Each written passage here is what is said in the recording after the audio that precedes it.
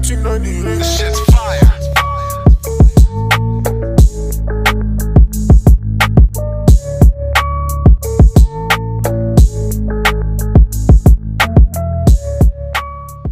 What is up, everybody, and welcome back once again to Pin the Gas podcast. This time it is episode 12. Can you believe that, boys? 12 episodes. But before you guys say anything, I want to introduce my man, Chris, the show, Simko, Mr. Andy, and Delix. How you doing, everybody?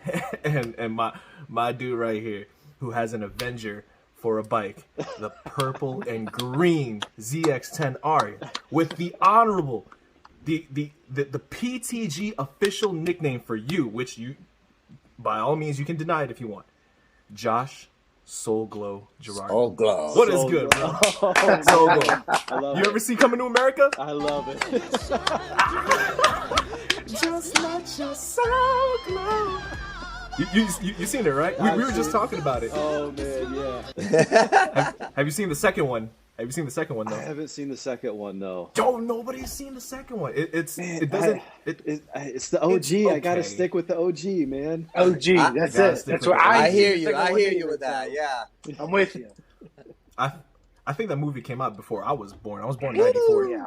So I think, yeah. Now, apparently you guys were, by you guys I mean you, Josh, and Chris, were talking smack behind our backs earlier this morning.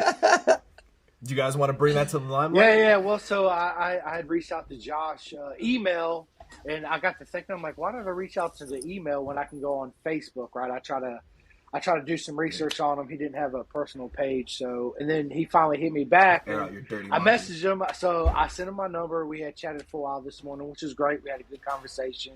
Nothing but great vibes. Nothing but much love to Josh. Again, appreciate you being on the cast. So thanks for yeah. having me. So I asked him about his relationship with you, how you guys met, and one thing he brought up was you guys talked about basketball, right? You guys got into the conversation of basketball and how I think he said, from what I remember, Jules had challenged Josh to a game of ball. So I was like, hey, we got to make he was this, wondering if we he have could take to make me. this happen. Somehow, some way, we all at VIR at New Jersey next year, wherever it is, it's got to happen. Absolutely got to happen. Team PTG versus Team That's Soul it. Glow. Okay. Now, Josh, why don't you go ahead and just introduce yourself, what you do, what class you ride in? Fire away, man. Yeah. Well, I mean, first of all, I gotta make everybody take a guess at how to say my last name. 'Cause, I mean, that's the thing that gets messed up like crazy. You know, I just had Robbie Floyd getting it right, and now he's not announcing anymore. So now my name's getting butchered left and right on the series. So let's. Did we butcher your name? I don't know if you got it right. I don't know. Can I give it a Chris and chance? Can I Andy- give it a shot? Can I give it a shot? Give it a shot. Andy. Okay, so it's Gerardot. Gerardot. I That's closer. quit. Chris, fire away. Gerardot, that's what I was going to say. Yeah. How do you Can say I it, get a guess? Josh? Because I'm Yeah. curious myself. I was asking the boys about go like ahead. how do you say your last name, and they butchered it too. They're just not gonna tell you. I don't No, think I would. It's Gerardo. Gerardo. Yeah, see, I got it right. Okay. Yeah, Yeah. I got it right. So the T sign. Yeah. Because the nickname Soul Glow Gerardot. Like I was like, So- it rings. It flows. does. Soul Glow Gerardot. Man, you gotta put that on your bike. But yeah, continue, Josh. Go ahead. Yeah. Josh Gerardo, originally from Indiana, and so I raced in the stock 1000 class, and kind of like Jules said, I'm on that purple and green ZX10 that you see putting around the track. Trying to keep up with those top stock 1000 guys. Yeah.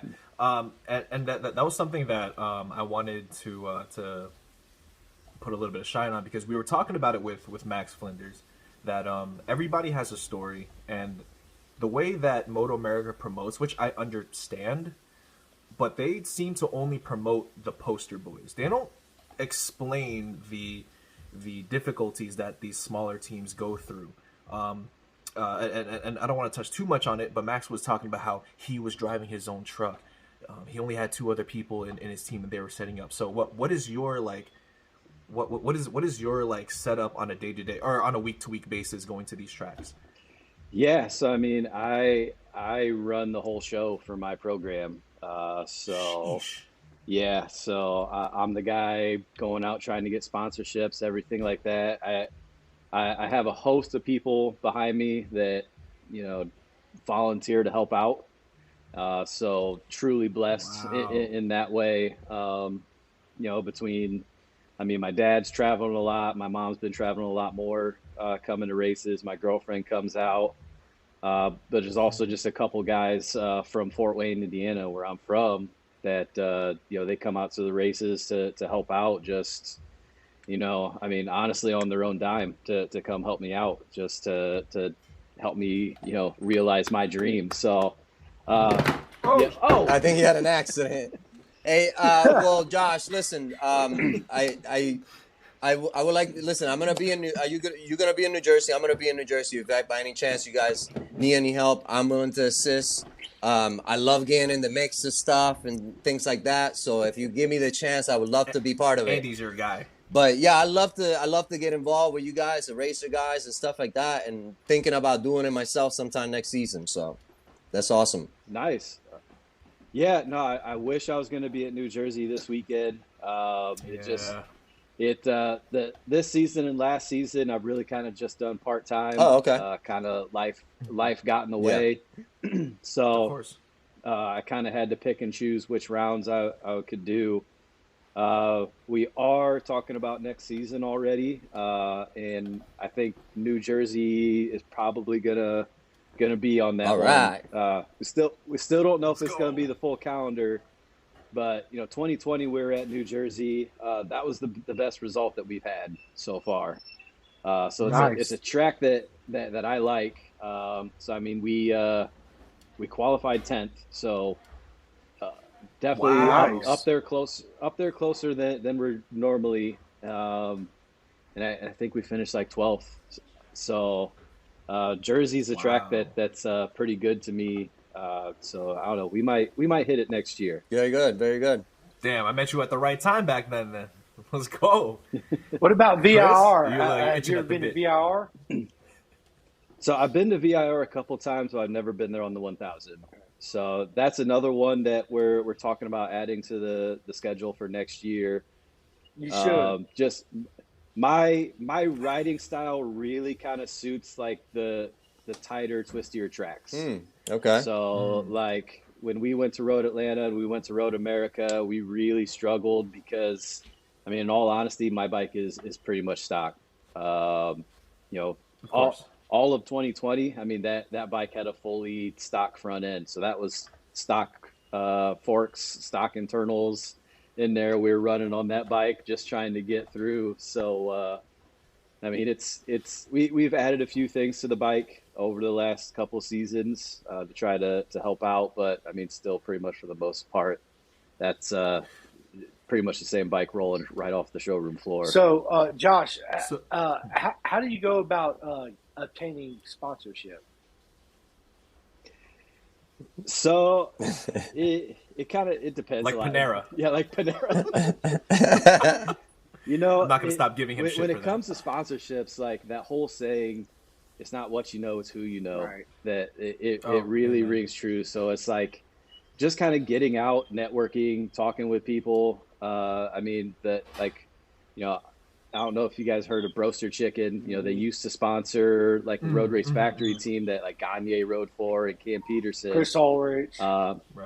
Yeah, Yeah. so I mean, I was sponsored by them for some time as well because they're kind of local to me. So there's just some things that was easier for me to go do rather than getting like a Jake Kanye to come from California to Indiana to do a promo event, you know. Well, people don't know that, you know, So when you're go small ahead. team and things like that, it takes a lot more work and passion to get to where you got to go, and so that's awesome. Absolutely.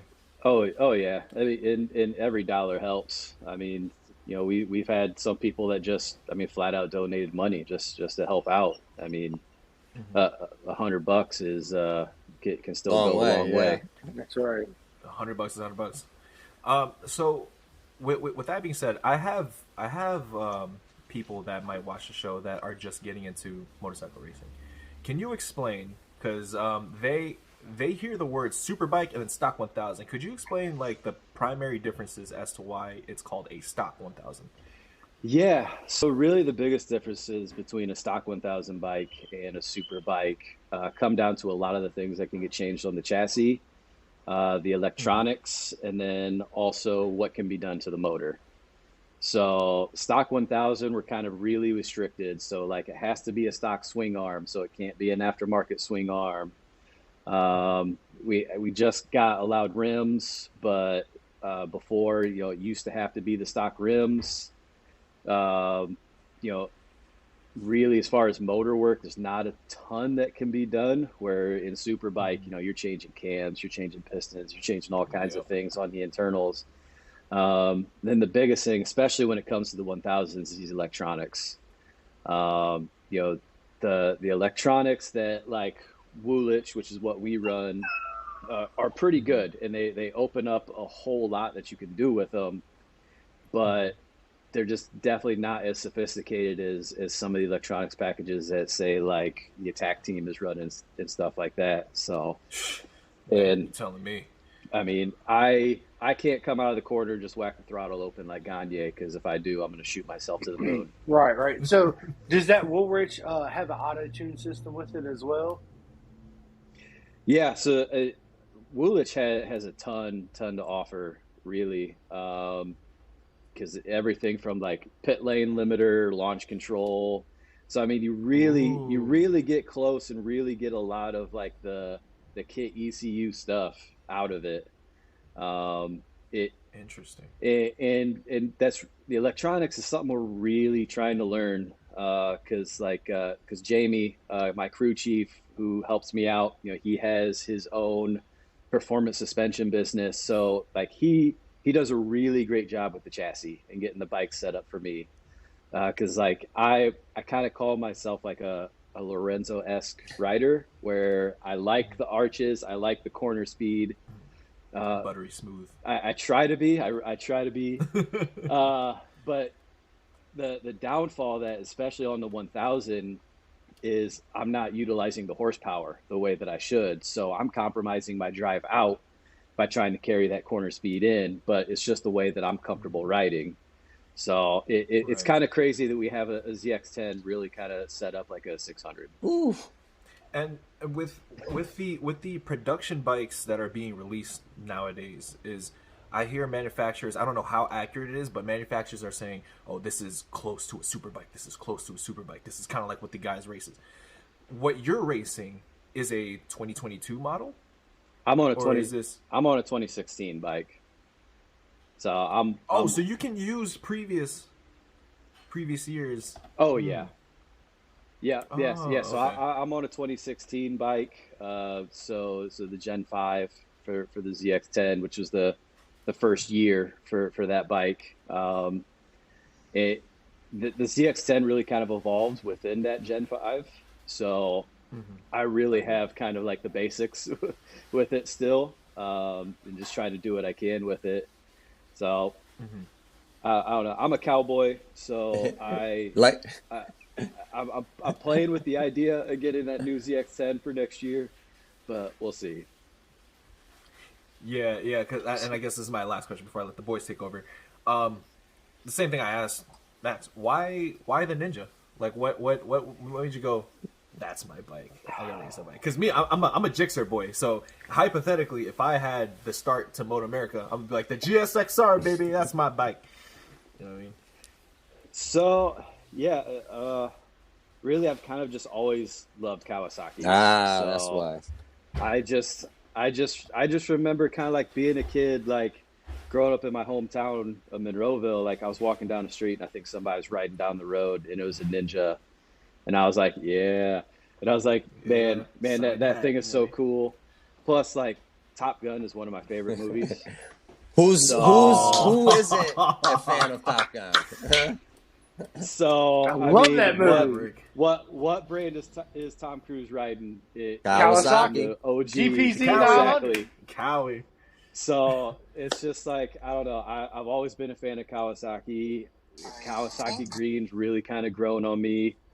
You know, I went with the purple bike really just to stand out, but I had to keep the Kawasaki green with it. Yeah, the purple. I was like that was because you met my friend Malik too. Mm-hmm. So we were at the straightaway where the finish line was. We were watching up the balcony, and then we were new to MotoAmerica at the time, so we had no clue who was crossing the line or not, or who What was track? doing. But the moment we saw your bike, we were like, okay. in NJMP. He was there in 2020. So then when we saw your bike, we were like, oh, we have to find that bike, boy. Like, we gotta find that one because that bike is sick. It's loud as fuck, and it was sick. I was like, yo, let's go. Andy, what you got, bro? Look at the smile on his face. Well, Because this is gonna be his first time at NJMP. it'll be my first time tomorrow. Correct? Yeah. I've been just looking at a lot of your videos, Josh, on YouTube and TikTok. I couldn't find much on interviews that you've done and things like that. He follows me, by the way. Yeah, I'm started following and stuff. So no, I did too, Josh. so I'll get you guys back. Appreciate Let's it. go. very cool. So I don't know much about you besides what I know from YouTube and things like that. So I just been listening and things from the boys. Jules knows you a lot better than any of us. I was looking forward to meet you tomorrow at New Jersey MP, but you know I understand. So next year, but I'm from Florida, so I can link up to you in Daytona or Atlanta or Virginia. I travel, so that's not an issue. But I'm looking forward to link up with you and say hi. So Yeah, I mean, so we'll be at Barber for the finale if anybody's going Cool. to that. So, I mean, if you're there, come check it out. Barber's another track we do pretty well, and I have a lot of fun at. So is I'm that? guessing that you Uh, pick like the tracks that you enjoy to go and do, and then you do that, and then you go back to work and stay home and things like that. Yeah, so the this season and last season, I did the opener, which was Road Atlanta, and then I like to do the finale, which is Barber, and then the two tracks that are kind of closest to me are Pittsburgh and Road America. So as far as travel wise, It makes the those most are just sense. a lot easier Right, to go right. to. Where like New Jersey, VIR tracks like that, they're like 10 hours away from me. So just kind of from a budgeting aspect, if I'm going to pick the farther ones, I usually do like the opener and the finale, just kind of like Makes sense.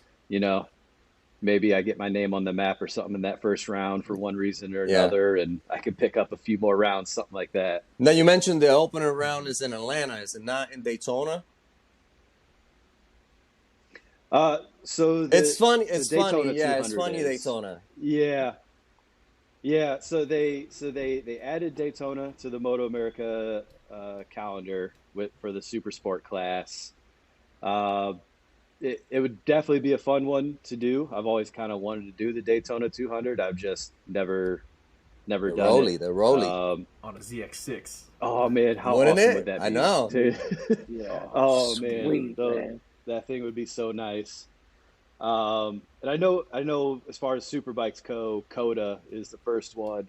Oh yeah, I forgot about that. How did I? Yeah, we forget? were We there. were there. What the? Me and Jules Why did do we the forget about MotoGP that? event. We're corner workers, marshals at the Coda. So we do that for the past 2 years. We've been doing that. We're gonna repeat it again next year. Not me. I just go to MotoGP to be that crazy fan. Ah! No, we need to get him to volunteer with us. Have you rode on that track? Coda? No, okay. Last year was the first year, I believe, right? Oh man. I think it's the first time they've been there Yeah. in a while, because it's usually in Yeah, conjunction since with COVID. MotoGP, and yeah, COVID messed everything up for the calendar. So I know in 2020 they didn't go there. So it's one for the bucket list for sure. I just I got to pick up a couple seconds if I'm going to qualify for a superbike race. So Well, you mentioned you like a rodeo. That's not- definitely a rodeo. Yeah, dude, Coda's insane. Yeah, I mean, just looking at it, it looks like it's got everything for sure. That back straightaway is probably insane on a 1000, much less a MotoGP bike. Just Man, so long, so fast. Have you ever been to You ever Coda? Yeah, have visited? you ever been to Like, Coda? yeah. No, I haven't. I haven't visited. You gotta Oh, go. You have got to So go. Josh. Josh, don't let these guys So fool you. They haven't good. been there either. I haven't been there. I'm dying to do a track day there.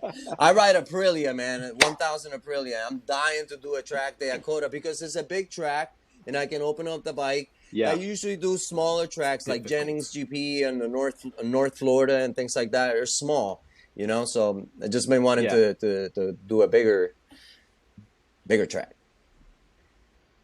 Oh man, Coda's definitely gonna Yes. be bigger than for Jennings. sure. That's for Yeah, sure. Dude, turn one on its own is brutal. Cause like so watching it in MotoGP, we only correct. see it from certain angles, so we can't really like attest to how steep the stuff is. And then some of us play the video games, still doesn't exactly encompass the mass of that track. But when you're there and you see turn That's a one wall. up that hill, because me Yeah. and Andy were in turn 18. Hmm. And then so we turn around and we can see turn one in the distance. You ever seen Ninja Warrior where they have to run up that ramp and grab the ledge? And that's literally what turn one is. Like those bikes have to go up Yeah. at like almost a 90-degree angle. It's crazy. So I assume for you guys, because I haven't been on a track yet. For you guys who know your track stuff, I feel like Coda would be more than a rodeo for y'all. I think that's Six Flags right there. Like that's a roller coaster. I would love to ride Oh Coda. man. No, I mean, so 2020, I did the full calendar. So we went to Laguna. That was the first time I've ever been to Laguna. You mentioned Epic. seeing it on video games. Oh man, like I tried taking the lines that I took in video games in real life. Don't work. No, it Don't didn't. work. Josh, I But no, I literally mean, purchased I'm not a gamer. My last console was Sega Genesis. I invested almost $300 on an Xbox just so I can play the MotoGP game, just so I can learn the tracks. You know what I mean? Obviously, I'm not doing the European tracks, Yeah. but I can do Coda and get an idea of what it's like. But I suck, barely my do friend. Coda. I suck. no, but So- I mean, honestly though, like Laguna, the corkscrew sounds like the craziest corner there, but it's actually turn one. Yeah, turn Yeah. turn Yeah, I one would- on a 1000cc bike Blind. is, oh man, I mean, you don't see It's anything. blind. Okay. You're wide open, fifth gear, head flying over the thing, and you're just like, I'm either gonna make it or I'm gonna see Jesus. That's it's it. one of One the or two. the Man. other. It's just I love it. You want to see Jesus? I've always wanted to visit Laguna. Jesus, Oh take my the God. wheel. Take the bars, man. So what would you say? What would you say would be like your favorite track? It don't have to be like the best track you've done, but like your favorite track. Like you're like, Like I'm home. yeah, this is my place. it's got to be Pittsburgh. So Pittsburgh is a track we always run really well. So we our gap to the front guys is the closest there. So I have some of the best memories and some of the worst memories because I had a crash there last year during a Weir event that knocked me out for the rest of the season. But it's a track we do really well. It's very technical. It's very flowy. So it's just kind of one of those where it really fits my riding style. Where like probably a Road America, it's a lot of fun, but it's a track that I really, really struggle with. Just because, there's such long straightaways that you really need to get out of that corner as best as you can just to maximize the horsepower of those thousands. Makes sense. Jeez, and we're talking only thousands. We're not even talking about super bikes. Like that's. Oh, man, yeah. I could only imagine the difficulty level of a super bike going through that, let alone a stock 1000. Lord, see, that's why I like this sport, because there's so many caveats. There's so many different factors to how the bike and how you perform. The track could be shitty, or there's bumps here. Like there's so many like different types of adversities. Mm-hmm. Maybe I can ask this: what is the Go for it. Go for Probably it. not. Yeah. Let me say, what is the worst track you've been on? I'm What is the worst track? Like you're here, you're like, yo, like the concrete here is terrible. What the fuck? good Why are we question. I was racing gonna here? We ask shouldn't that be racing too, here. Josh. Oh, worst track. Oh man. Man. Look at Chris. Look at Chris. He's like right next to his screen. He's like, I want to hear this. I got a So- question I too. think. So I'm gonna put Okay. two of them out there. Okay. So Mid Ohio is gonna be one. So Mid Ohio, the layout, the configuration is awesome, absolutely great. I would love for the series to come back there. Safety wise, it's terrible. So like, I don't know how familiar you guys are with it, but Thunder Valley, there's kind of a corner toward the end of the track, and literally there's a wall right there. So like that. Oh God. Yeah, so like that's. I mean, they put hay bales. Yeah, but I that's mean, a what's wall, hay that's a bale wall. gonna do? Yeah. Oh, So no, yeah. it's like it's something I wish Mid Ohio would adjust, because I know Moto America would go back to do it. Other than that, the track surface is ice in anything less than ideal conditions. Like Wira will not race there in the rain. The sealer and everything on the track is so bad.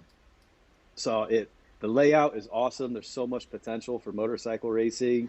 You know, they used to do it there. I hope they repave it and they make some adjustments to it. The other one is Grattan. It's up in Okay. Michigan. It's a little bit of the same thing, where just Yeah. the track surface, it's a whole lot of sealer. They resurfaced like What a sealer. oh man, all God. all over the place. So I was there earlier this year just to kind of get some riding in, and it was a little cooler in the morning, and they have this sweeper, and maybe about a foot off of the inside of the track, there's probably like a 3 foot wide sealer patch all the way through the sweeper. And Oh God. and you know, on a 190 horsepower motorcycle, trying to whack the throttle open through there, Yeah. gets a little sketchy. So again, Couldn't pay me enough. the layout is awesome. It's a track that I've rode so many times because it's up in Michigan. It's near me. It's, you know, a track I rode when I was trying to come up. And again, just the layout is awesome. It's so technical, but man, just the track surface, especially on a big bike, it is really tough to kind of just push and go. Yeah, because a lot of the racers were complaining about Road Atlanta, and I was like, damn, is it really that bad? So, I mean, I guess I didn't think Road Atlanta was really all that bad. I mean, turn one has a bump right in the middle of it that can definitely get the bike really unsettled if you hit that wrong. Yeah. Just with the speed and the lean angle that you're carrying through there, and you know, you're just really trying to drive as hard as you can to get back up that hill. So it has some kind of inconvenient spots for some bumps. But I mean, I guess ultimately I don't think it's too bad. I know for us, this is where some electronics would probably help out, because just all the elevation changes are there. Like, I can't keep the bike from wheeling, and it's not like a cool power wheelie thing. It's like a front tires going straight up in the air. I'm not going forward sort of wheeling. Hey, Josh, let me ask you, do you no. guys have safety meetings? Is somebody in charge of track safety, track layout, somebody that goes out before? I mean, I know these are tracks that Moto America has been going for many years, but somebody has to be in control of what's the asphalt looking like and things like that. I only ask because I had a conversation with Danilo Petrucci, and he comes from Italy, and all those tracks over there are very beautiful compared to ours, and they don't have, you know, those tracks have runoff compared to ours. They don't have runoff, and they have that wall that you keep talking about. So is there somebody that's, you know, responsible for this? I mean, besides Wayne Rainey? Yeah. So I mean, I guess if you're talking like of the weekends, during the weekends, you know, they do a track inspection before any riding starts each day. So it's like the first thing that happens each day. You know, on Thursdays, on move-in days, we do have a riders meeting. So that's where they kind of just go over everything a little bit. But I think typically just because it's Moto America, these tracks are doing a pretty good job of maintaining themselves. No, So, we're safe to say these tracks um, are very old. Asphalt has not been resurfaced in probably a long time. I mean, some I go and I see patches Yeah. like what you referring to. Washington was beautiful. I like that one. yeah. So I mean, like Pittsburgh, Pittsburgh is fairly new as far as the track surface. Especially in 2020, that was probably the smoothest track I've ever ridden in Okay. America. Just it was fantastic. New Jersey, I do think is kind of nearing its time for a resurface. Repave. Just because I know when we were there a couple years ago, it definitely had quite a few bumps, and the traction was really kind of hit and miss. Because I think our Q1 session for Stock 1000 that year was in some mixed conditions. Yikes. Oh yeah. I remember. Yeah. So I think they have a couple areas where there's just like water running across the track that they kind of got to fix.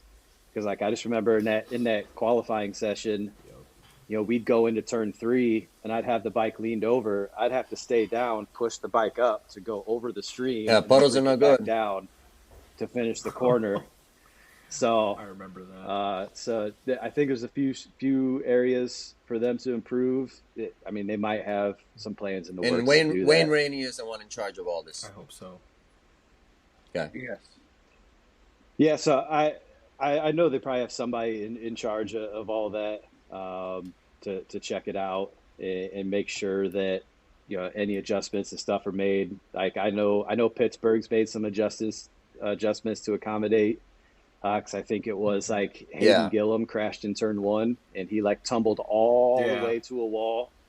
So they end up putting in a sand trap there to kind of slow down anybody who would crash in turn 1 and stuff like that. So I know they're staying close with the tracks to make them as safe as possible.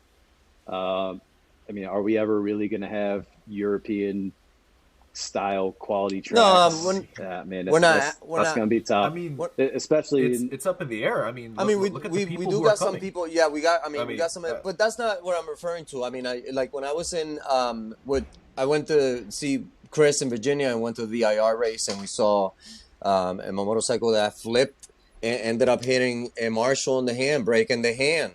So things like that where they move the gazebos closer to the race line. And those particular things that seem minute, but when it comes to the racing, it becomes an issue. I mean, Petrucci fell. I'm gonna sound like I'm a Petrucci fan. I'm sorry, I don't mean to, but Petrucci had that accident where he was on the straight and nobody was there. Like in MotoGP, this stuff does not happen, and we hustle. You know what I mean? And I'm not trying to say that Moto America is not doing that, but some things I just see, like the gazebo thing, the tiny little things. Yeah, and I just wonder who's the one in charge. Adjustments. But I'm gonna be at New Jersey Motorsport. I'm gonna do a little bit more investigating, digging. Yeah. So it was you. So the crash in, I think that's turn 7 at Virginia. I mean, definitely kind of like a freak accident sort of thing. Because I mean, that's not typically a crash that's going to happen like that there, where somebody's going to run into the back of somebody, get their brakes locked up, and start tumbling, and just happen to have a marshal's hand out the window. I mean, he was flagging. Right. They're out there flagging. The tough thing about like Petrucci's crash is, really, you can't put anything out there, because if you put something out there, that's just something for them to hit. So we because it's a straightaway kind of. Well, I mean, using Petrucci's crash as an example, if we had a corner worker station out there, that's a solid structure that he could have ran into going into there. It could have been worse. If he was.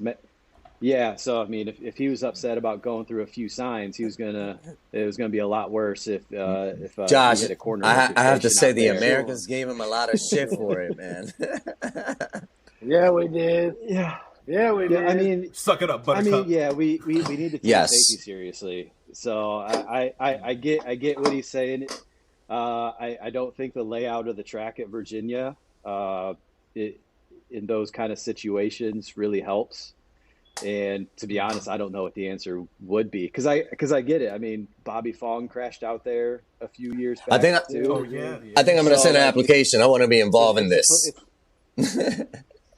Yeah, I mean, Sign up, it's a Andy. place. It's a place where people can crash. It's that kink on the straightaway at Virginia is fast. So I mean, I've only ever ridden it on a 600, so I can only imagine what it's like on a 1000. And let alone a super bike. Yeah, and I guess the thing that I feel confident in is if something happened and somebody needed help out there, the race would stop immediately, and getting help out there quickly definitely would happen. Absolutely. So I don't the unfortunate thing is it wouldn't be able to happen without stopping the race or without stopping the session. Correct. Right. Yeah. Right. Yeah. And Chris? So basically, I just wanted to ask Josh, what actually got you involved in motorcycles and motorcycle racing in general? So Can I add to Chris's question real quick? You used to play basketball. Yeah. What happened? I'm not good enough, man. I can only, no. So as far as basketball goes, I tried to play in college. I tried to do what I could. I'm going to sound like that typical athlete, where I tore my ACL. That stopped your career. No, I mean, so in a true fashion of an 18-year-old kid, I didn't listen to the doctors. I kept coming back. I kept re-injuring it. So, I mean, it's something now I look back, it's like, man, I really should have paid attention. So, I mean, but flat out, my career was only going to be so long playing basketball. As far as what got me into motorcycles, so it's really the most random thing ever. I was saving up for a car. So I don't know if you guys know what a Mitsubishi 3000 GT is. I do. VR4. So, Yeah. VR4, exactly. So I wanted one of those. I love that car. Like, oh man, like Yeah. twin turbo, all-wheel drive, V6, like, oh, that's gonna be so. Because I mean, that was like right in the back in the Fast and Furious area too. That's right. So it's like, so I wanted one so bad. I was saving up for it, and a friend of mine, we were just like, hey, let's go to the motorcycle dealership and pretend like we're gonna buy motorcycles and just kind of see what dude, can happen. Really? Nah, keep going. Yeah, so I walked out of there with a motorcycle. Nice. Nice. Kawasaki, of The course. moment you Kawasaki. What'd you went up to the get? store, you What'd walked you out get, with the Josh? motorcycle? I got a ZX6. So So for those of you who say you I can't started on a start on a Kawasaki sport too. That bike, was my first street bike. Me too. yeah, 750 was my first bike. so I got the bike, started riding a little bit. I mean, really, You knew how to ride? so I had to figure it out. Leaving Oh. that dealership was comical. Trying to figure out how Wait, to work Josh, that clutch. I like to add. I am You a too, motorcycle you too. mechanic. I used to work for a Honda and Kawasaki dealership, and I've seen so many guys like you coming out, man. And I just make fun of them. Man. Stop. Oh. Oh man. So yeah, I ended up making some friends at the dealership, and they're talking to me about these track days. I'm like, I want to know, like, I like to go fast. So end up hooking me up with some gear, went and did a track day. I'm like, man, this is awesome. So I did 2 more track days that summer and was able to progress from novice to intermediate to advanced. And That's fast. I'm not gonna. And this is all in 1 year. All Talent. all in one summer. Natural talent. I'm going, bro. Yeah. I'm going now. That- And natural well, talent. Yeah. I'll tell you how my first race went. when I Sure. get there. So I thought the same thing. I was like, man, I'm doing these track days, and I don't have a lap timer, and I'm not really going up against anybody with it. But like, I'm passing a few people. I'm not really getting past. So it's like I got to be one of the fastest guys here in this group. So I was like, man, maybe this is my calling. This is what I'm supposed to be doing. Because I mean, literally, it was just one of the guys at the dealership was like, hey, I'm gonna race next year. You want to? Cool. Sure, whatever. Let's go. Nice. Lined up for my first race. Dead last. I got destroyed. I actually think I might have got lapped in the novice class my very first race out. Big old piece of humble pie. First race of like, man, racers are a different breed. Like race pace is Right. different than track day pace. Right. So 100%. I learned real quick to figure it out, just really kind of hone my skills. So I know I did a couple of levels of the California Superbike School just to try to learn and everything like that. So definitely learned a lot. I think that's kind of why my style is the way it is, because I mean, just the way they teach is kind of like, find your point. Fundamental. Yeah, like here, find all of your reference points for all this stuff and trying to be consistent and everything like that. So I think it's just kind of, that's how I adopted my style, was just trying to do that, what they taught, and just eventually got more and more comfortable. So awesome. That's awesome, Josh. What do you see yourself in 2023? In Jersey, of course. With the PTG That's right. boys. That's right. So 2023. So the goal was hopefully to move up to Superbike by next year. I think we still have a little bit of a gap to close to make that a real consistent move for us. So we'll be sticking to the stock 1000 class. Do the Superbike Cup stuff whenever we have the opportunity. So it'll probably still be just a few races, just because I'm not sure if a full calendar is going to be possible for me. Just between time away that it takes, because I mean it's a lot of traveling. It is. Slowly but surely, it's just any little amount of progress is progress, and I tell that all the time. What tracks of mine go ahead, Chris. are you for sure going to next year? You have a certain amount? So Pittsburgh for sure, possibly Road America just because it's close. I really want to go to wanna VIR? Yes, Josh. I do want to go to VIR. Yes, VIR. So- I'll see you at VIR. So VIR in New Jersey are definitely high up there to get added to it, just because they're tracks I think we can do well. So Coda would be awesome. Oh, you did? for sure. Right. But yeah, I got to close the gap to get to that Superbike status, to be able to do that. It would be awesome if they did a full MotoAmerica weekend there, but I don't know if that's going to happen. And next we're year not for sure. Just we're waiting for the next season. We'll find what's going to They're happen. We'll find it combining out. with MotoGP. Cool. them. Right. Right.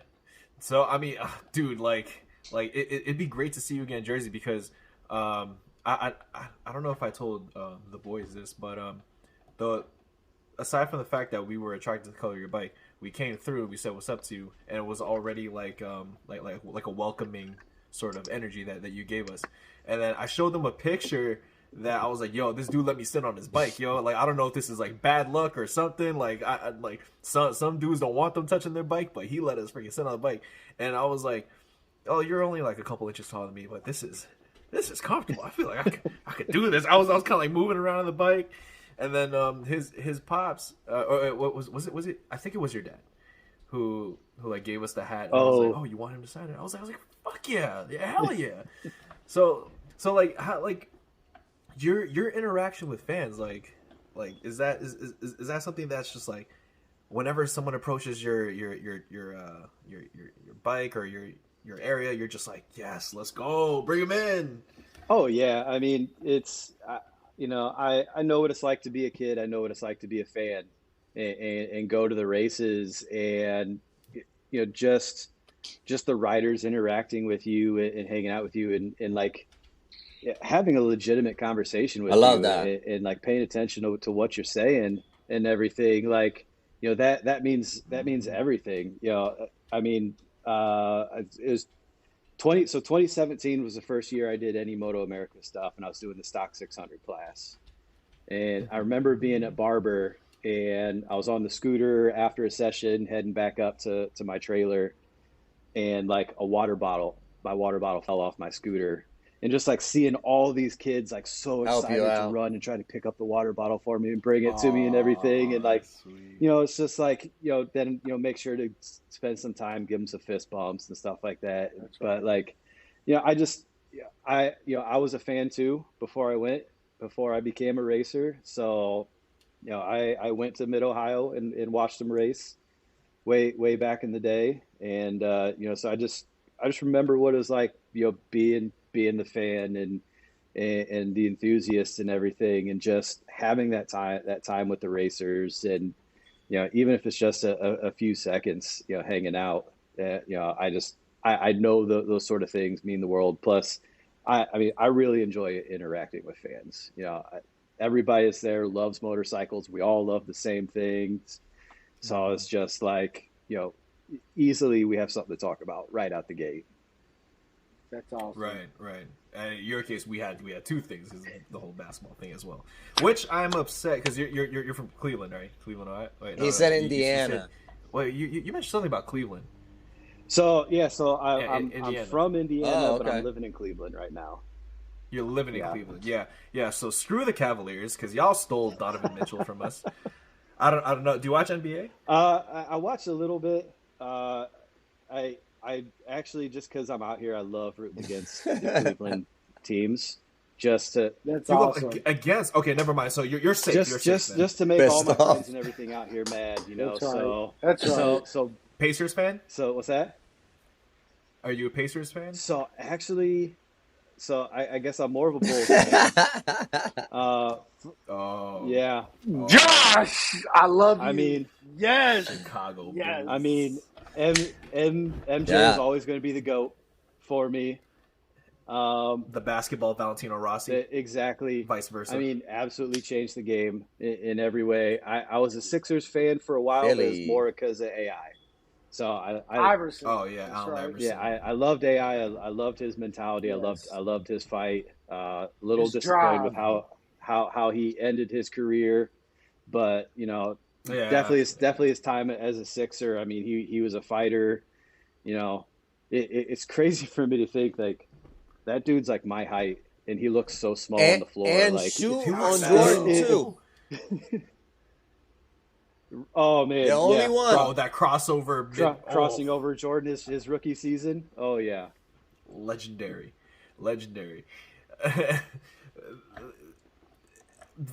Funny you mentioned the Chicago Bulls because this past weekend, Andy actually sent me a picture. Yeah, of Pecco Bagnaia. What was it? It was Yep. Pecco, right? Who had the Dennis helmet Rodman. based on Dennis Rodman's hair. I was like, yo, that shit is dope. And then I was explaining to the boys, like, Dennis Rodman is known for his defense and tenacity and supporting his teammates. And with Jack Miller being up in the front in first place, I was like, is Pecco going to play defense so that Miller gets this win as a big FU to Ducati before he moves on? So I was like, but little did we know, it did not happen. He did not play no defense. It was all fair game, and Pecco took that race. That lid, it was awesome. I liked it. Fire. I liked it, and then once I found out why it was designed the way it was, I liked it even more. Like, I didn't even realize it was for Rodman initially, and I saw that later. I was like, man, that is an awesome idea. That was That an was awesome idea. I didn't even know he was a basketball fan. no, Or maybe he was at a bar like before that DUI that he had. And he was hanging out with Dennis why Rodman he got was the a DUI. controversial basketball player, and he had a lot of issues during his season, but he was still one of the best defense players that the Chicago Bulls You had. can't And deny I like to Sal. add Oh, that man. Simon Patterson made a comment about the helmet that Pico was was wearing, and it was a negative comment. I did not enjoy that. I think we need to be past that and just honor the man's history and in the I basketball hate game that and dude. just move on because he was great.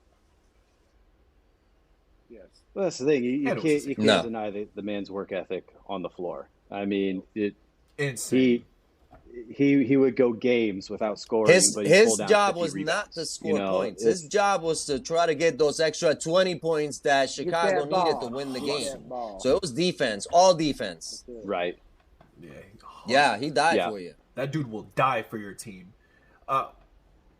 So the Bulls are a team. Now for MotoGP, who's one rider nowadays that you're like watching? You're like, man, this guy's sick. So Fabio is the best rider on the grid right now. Right. So I'm really kind of pulling for him. Just he has a sick mentality. So prediction, Fabio. So to win the championship. So he's going to hold on to it. I think Pecco is in trouble next year because I like Pecco.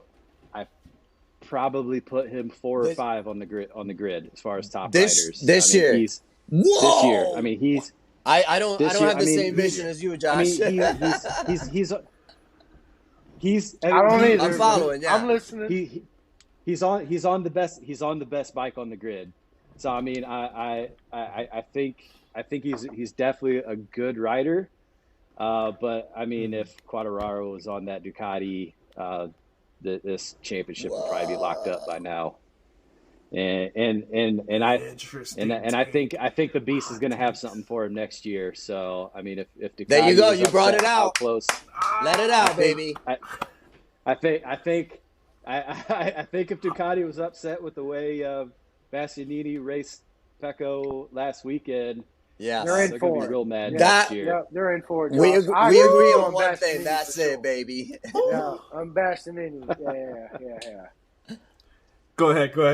Go ahead, because I know you were talking about that. You said Pecco might be in the hot seat. I've said that a while ago that Bastianini was going to be better than Pecco next year, hands down in the factory team, 100%. I think that Bastianini, as a young talent that he is, his game level. Not only that, the way he conserves his tires and the way he can run those fast laps at the end of the race consistently, he's already outpaced Pecco in a big way, right? Even throughout Pecco's career, because that's not Pecco's riding style at all, right? And also, he's already gotten Pecco's head, Josh, because they've already fired shots in the press conferences, right? That's why, he said something about Pecco was pushing hard to keep Miller because, he was scared of him being his teammate, something along the line of that, right? And I think if Bastianini would have got a better start, he would have beat him hands down in the race on Sunday, for sure.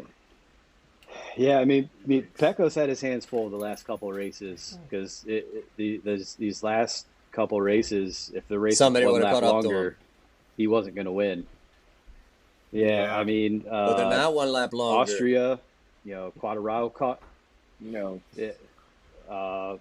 then last weekend in San Marino, if that was one more lap, because I mean, I do think Bastianini was holding back in that. Yeah. I was watching that race. And I'm like, I mean, he made that mistake into turn 3 and then was right back on. Same lap. No problem. And Ducati even said, we have. I was gonna ask Josh. I was gonna ask that question. Team orders and no team orders, Josh. Team orders. Yes. There's team orders. Yeah. Go for it, man. I mean, I get it. They need the championship. There's a whole big team behind Ducati. There's a lot of marketing that can go on with it and everything. Bastianini's not in the title hunt, so I get it. The threat is there, but man, just just race. I mean, Just take it. Yeah. honestly, this weekend I think we're gonna have a similar thing with Heron being on the superbike. News drop. Yeah. News So dropped today. everyone's saying that he's there to play defense. We'll see. We'll I don't think he'll play. We'll He's see not what gonna we'll play see what defense gets played. I mean, Josh is a rider, and he wants to be a superbike rider. So I mean, he's gonna want to show what he can do right out the gate. I think he's gonna be smart enough to not take out Petrucci, but I think he's still gonna race everybody hard. Yeah, absolutely. Josh, predictions on 2023 MotoGP World Champion. Ooh, Josh, for next year. Yes, for next year. Let's see. 2023 MotoGP World Champion next year. Marquez is coming back. Pecco's got a new teammate. That's too early, guys. I mean, like. No. Hold on. Listen, no. I'm trying to help you, Josh. Interesting. I'll give you my parlay. I'll give you my top. The parlay, Jules. The parlay, Jules. The parlay.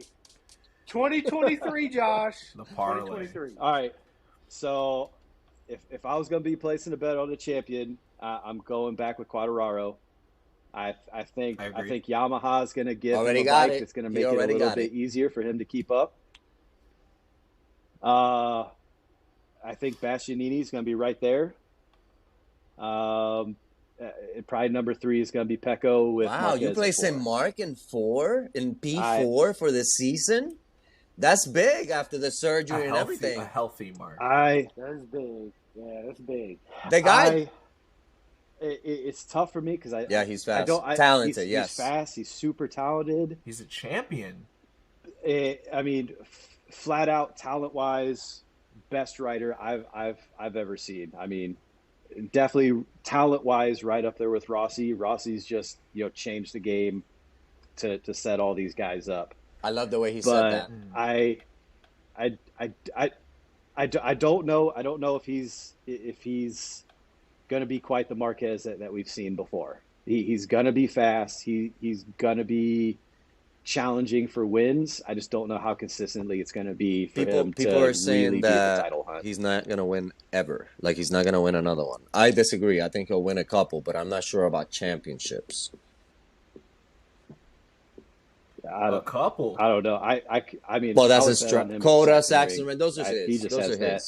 Yeah, he has at Coda. Yes, he has that place on lock. So I believe he'll win races, but I don't believe he'll challenge for a championship again.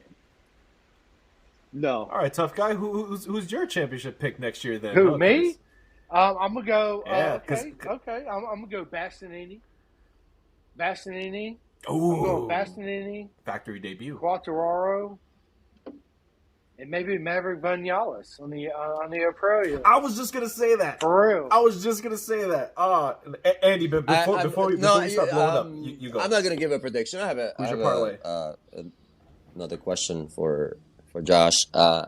During hold on because I'm gonna give my prediction. I'm gonna say Fabio. I posted something about it today. Last weekend, New Jersey Motorsport had a event, endurance race. Did they not, Josh? Okay, I want to ask you about regulations and rules about MotoAmerica because there's a lot of chat on the internet about that. A lot of people or some riders that participated. Look at the guy. Participated on the last event are talking about some are receiving some penalties. And according to that rule book, the ones that were at the endurance are possibly not going to be able to race or some points or something. What do you have to say about that? I gotta be careful because I do have some feelings on this. Well, I don't want you to Josh. I don't want you to say anything that you don't feel comfortable saying. So don't But I just want to. Yeah.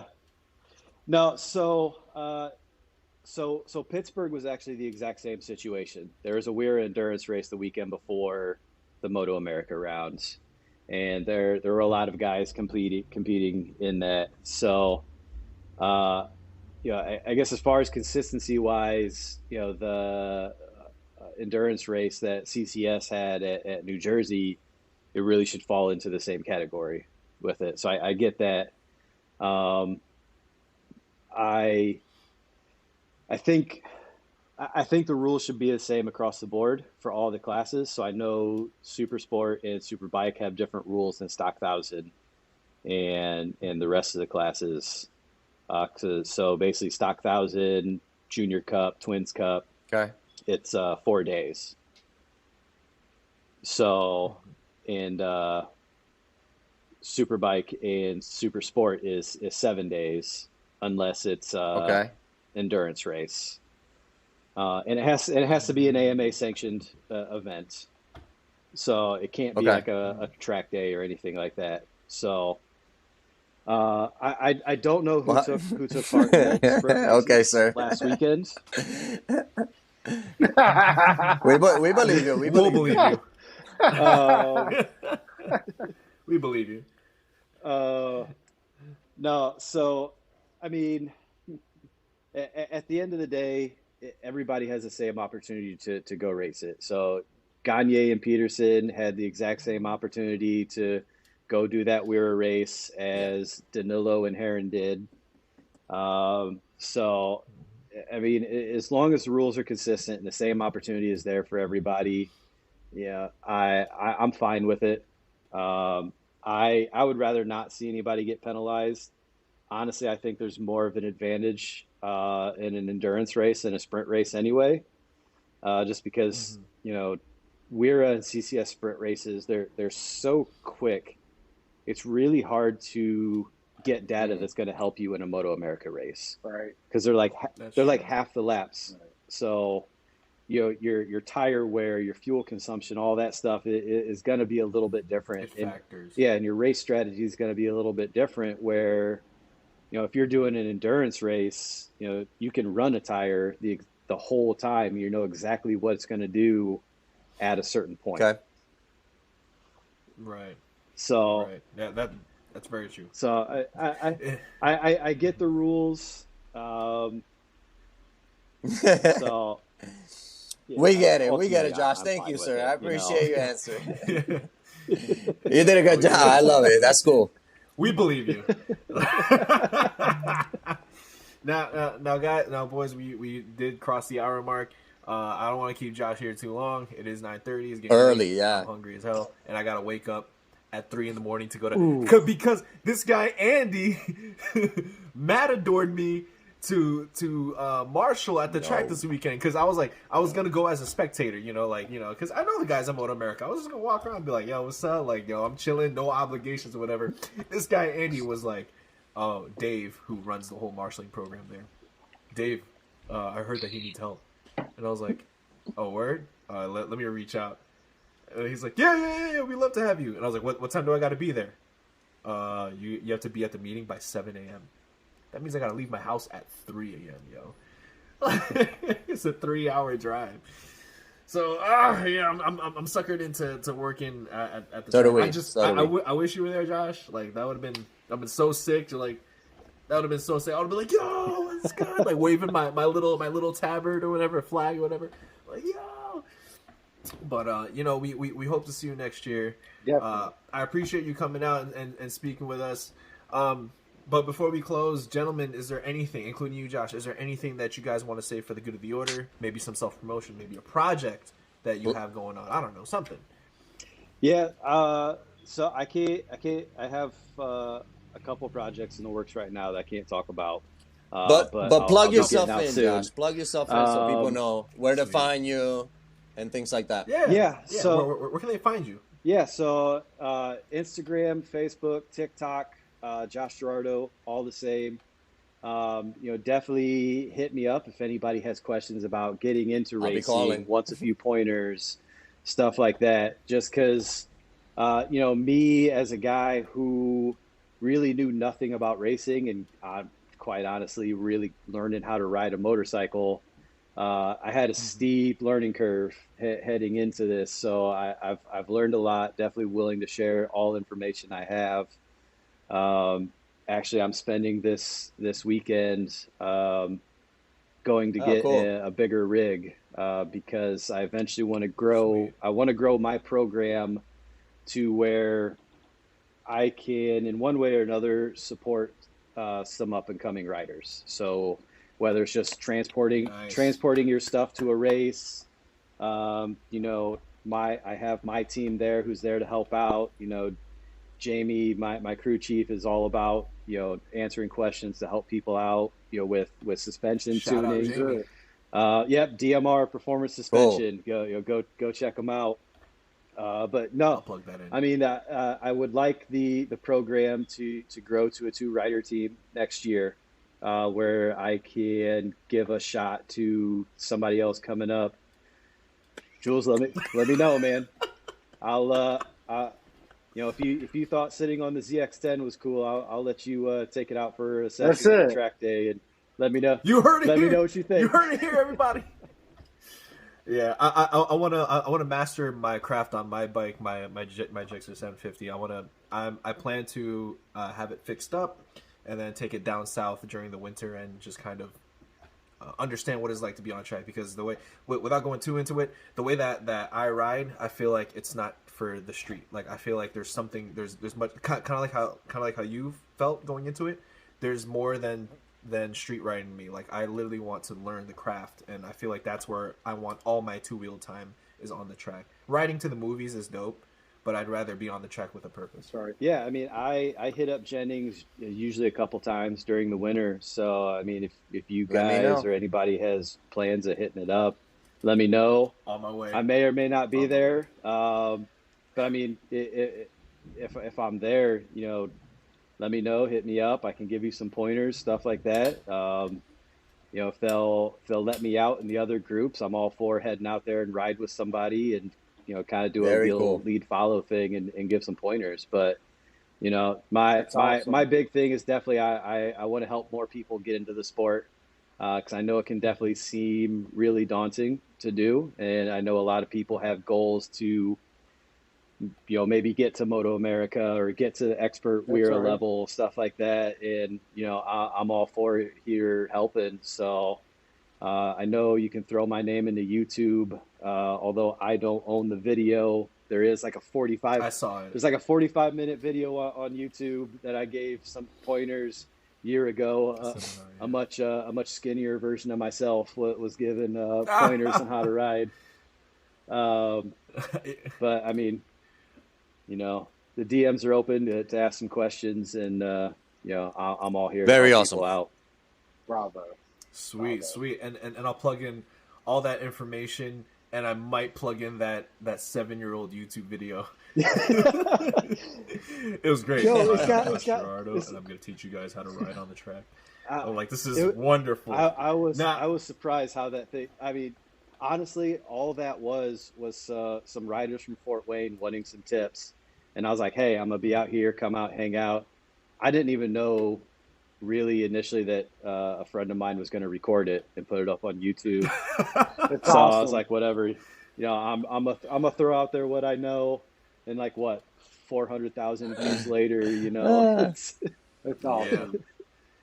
Yeah. It was a great instructional video. I learned a lot from it. So, and I saw that like literally the day after MotoAmerica when I met you. So I was like, yeah, let me do some more research. But yeah, so that was great, Josh. Again, I appreciate you coming through, boys. Is there anything you guys want to say? Any last thing? I appreciate you coming out, Josh, hanging out with us. We had a great time. I look forward to having you on the podcast again in the future. Thank you, Josh. Yeah, we appreciate you having You're me. always invited. PTG boy. No, thanks for having me. I mean, this is awesome, guys, and you know, I love what you guys are doing. I dig the MotoGP banter, everything. You know, appreciate so it. Thank you, Josh. We appreciate that, man. Appreciate very it, much. man. That's what we do. We talk shit. Hell yeah. All right, guys, and that is our show. That is episode 12. I am Cool Jules, and that is Chris the Show, Simko, Andy and Delix Rowe, and Josh Soul Blow Gerardot. Saying peace out. Like and subscribe. Awesome. Look at his hair. Like and subscribe. If you have anything, any questions, anything you want to ask him, go ahead, hit up his DM. If you want to talk smack about us, leave it in the comments below. If you have any negative thoughts, any positive thoughts, leave it in the comments below. If you don't feel like leaving it in the comments below, just leave it in the comments below. All right, until then, next time, peace.